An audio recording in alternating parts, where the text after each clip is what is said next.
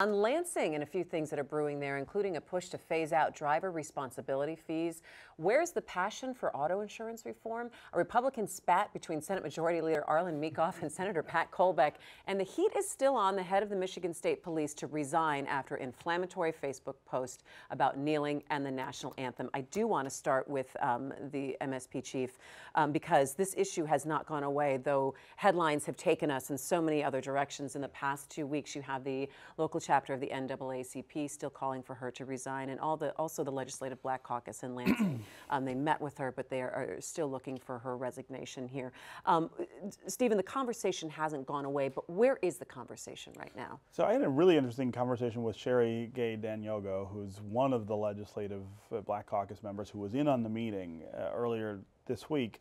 She had a really interesting take on it. She said she didn't feel like she got what she wanted necessarily out of that meeting, but that there was an opportunity to move the ball forward on policy change. And she said it's really important, I agree with this, to not just focus on Christy Etchu, who could be removed tomorrow, and MSP would still have all of the systemic and institutional problems that it has had for a real long time.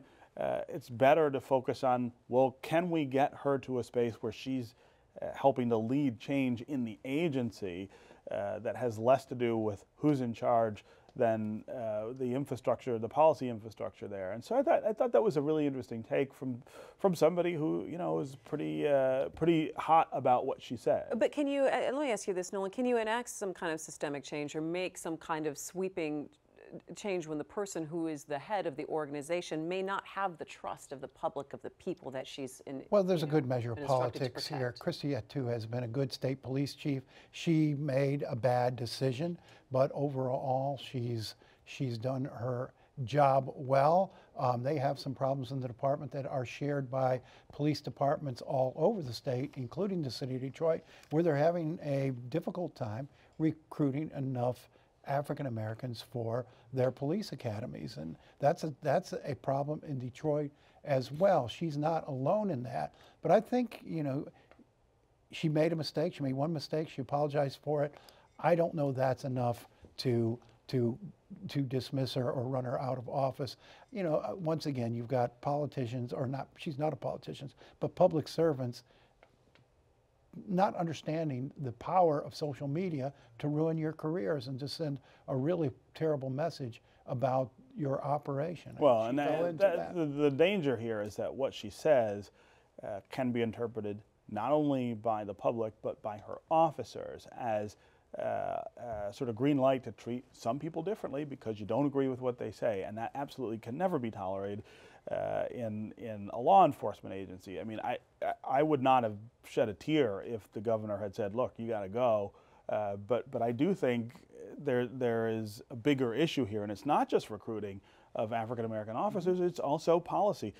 There's all kinds of things that law enforcement agencies do as a routine matter that disproportionately affect African Americans. The MSP has been under fire before for practicing some of those things, and that's what really needs to change, whether she stays or goes. All right, I want to move on to some legislative business here. Elimination of driver responsibility fees that has come up, and amnesty for about 300,000 drivers. Interesting, though, when you read the stats of about $52 million from those fees going into the general fund.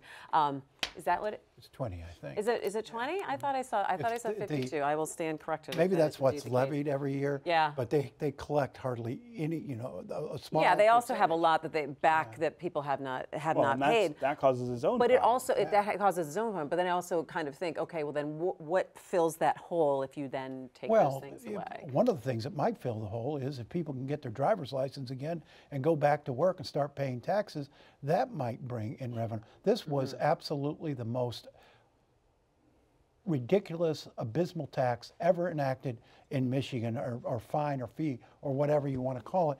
It was put in place by former Governor Jennifer Granholm as a means of fattening the budget, and you know, her idea was you pay a driver's ticket, you pay it again next year, you pay it again 2 years from now. I mean, it was just this ongoing people can't punishment. Get out from underneath. You can't get out from under it. It's a very regressive tax, super regressive, very unfair. And you've got people out there now, that was $600 million these 300,000 people. Mostly poor people, can't pay the bill, can't get a driver's license, which means to you go, can't work. go to work. It should have been gone the moment Rick Snyder got in office. Yeah. What do you think? No, I agree. I think it was not a good idea ever, and especially, you know, one of the frustrations is this is not new. This has collected all of this sort of backlog and disrupted all kinds of people's lives. Like, why does it take this long in this state to go back and say, we tried that, it didn't work, or it had an effect that we couldn't necessarily predict, we're gonna fix it. And so the idea that it's just now gotten to the point where people are saying, oh my goodness, this doesn't work, speaks to a bigger crazy. issue. It's not just these driver responsibility fees, it's local governments all over the state using traffic citations as a backdoor revenue. tax it's to a raise huge revenue It grabber. puts their residents at risk for employment, raises their insurance rate, and it's just perpetual punishment. All right, hey, I've got a little Republican spat there. Senate Majority Leader Arlen Meekoff stripping Senator Pat Colbeck of all of his committee assignments. He's running for governor, not Arlen Meekoff, but Pat Colbeck is. Says he is. What do you make of that? I mean, here, once again, you've got another example of the Republican Party coming apart at its seams. This internecine war you see at all levels of the party. In Washington, in Michigan, it is not one party any longer. It is two parties, maybe three. And they're not getting along any better with each other than they are with the Democrats. And again, you think when you have the majority, that you would say, all right, well, we got to clean ourselves up here a little bit. Well, they can't get along with the governor either, right? I mean, he can't get what he needs out of them.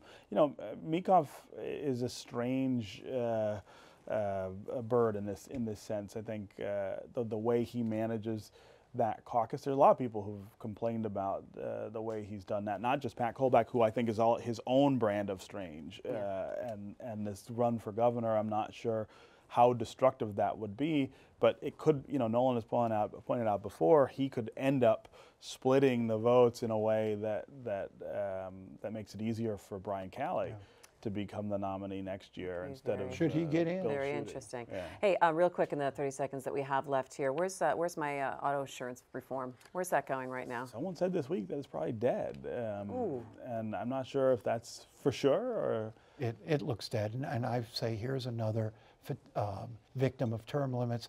Tom Leverett, the speaker, does not have enough experience, clout to get this thing, a tough issue like this, done. All right, we'll check.